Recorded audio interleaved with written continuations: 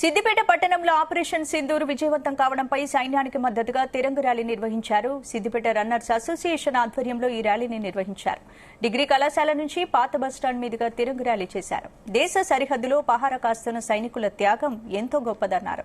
త్రివిధ దళాలు ఆపరేషన్ సింధూర్తో పాకిస్తాన్లోని ఉగ్రవాద స్థావరాలు ధ్వంసం చేశారని, ఉగ్రవాదులకు భవిష్యత్తులో అవసరమైనప్పుడు దేశ యువత యుద్దంలో పాల్గొనడానికి సిద్దంగా ఉన్నారని తెలిపారు.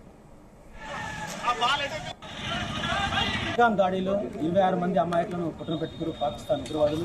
ముఖ్యంగా మన దేశ సమగ్రత, మన సంస్కృతి సాంప్రదాయాల మీద, మన మూల స్తంభమైనటువంటి మన సాంప్రదాయాల మీద దెబ్బ కొడుతూ మన సింధూరాన్ని చూసే ప్రయత్నం చేసింది. దానికి ప్రతిగా మన భారత సైన్యం త్రివిధ దళాలు కూడా, భారత సైన్యమంతా కూడా ఏకతాటిగా పాకిస్తాన్ పై 9 ఉగ్ర స్థావరాలపై దాడి చేసి ఉగ్రవాదులను హతమార్చిన సందర్భము. అయితే దీనికి సంబంధించి సింధూర్ 2 ఆపరేషన్ లో భాగంగా మన సైనికులు చేసినటువంటి త్యాగం, మన సైనికులు చేసినటువంటి విరోచిత పోరాటం ఈ రోజు మనం అందరం కూడా గర్వించాల్సిన విషయం. కాబట్టి వారికి మద్దతుగా, మన సైన్యానికి మద్దతుగా మనం ఈ రోజు సిద్దిపేట రన్నర్స్ అసోసియేషన్ మరియు వాకర్స్ కలిపి రన్ చేయడం జరిగింది.